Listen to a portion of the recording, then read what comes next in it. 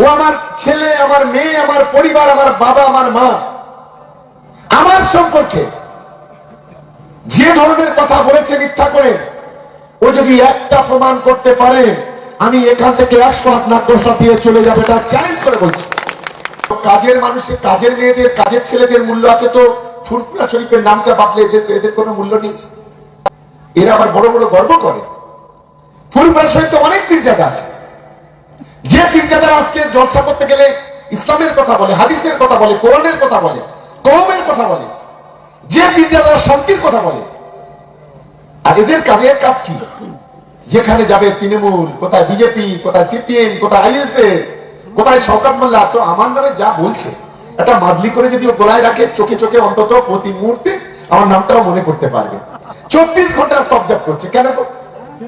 আর কদিন আগেই তোহা বলেছিল আমার তৃণমূল কংগ্রেসের সঙ্গে নাকি লোকজন নেই, আমাদের সঙ্গে লোকজন নেই। বলে খাবি কিরে পাগলি, ছাজে মরে যাবি। চুন সুন্দিয়া মাঠে দেখিয়ে দিয়েছি যে মানুষ তৃণমূল কংগ্রেসের সঙ্গে আছে কিনা, মানুষ মমতা বন্দ্যোপাধ্যায়, অভিষেক বন্দ্যোপাধ্যায়ের সঙ্গে আমাদের সঙ্গে আছে কিনা, এটা আমরা সন্ধ্যা মাঠে দেখিয়ে দিয়েছি।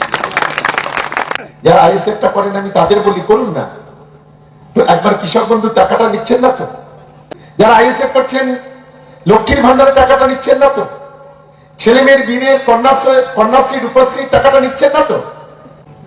আবার এখানে বলে আমরা ট্যাক্স দিচ্ছি। আপনি কি ট্যাক্স দেন একবার আমাকে লিখে পাঠাবেন তো? কি ট্যাক্সটা সরকারের দেন? আপনি জমির খাজনা দেন না? আপনি যে জলটা খান জলের কোনো ট্যাক্স দেন না? আপনি বিদ্যুতের বিলটা দেন, সেই বিলটা কেন্দ্রীয় সরকারের, ওটা রাজ্য সরকারের নয়। হ্যাঁ, এটা বিদ্যুৎ কেন্দ্রীয় সরকারকে দেন।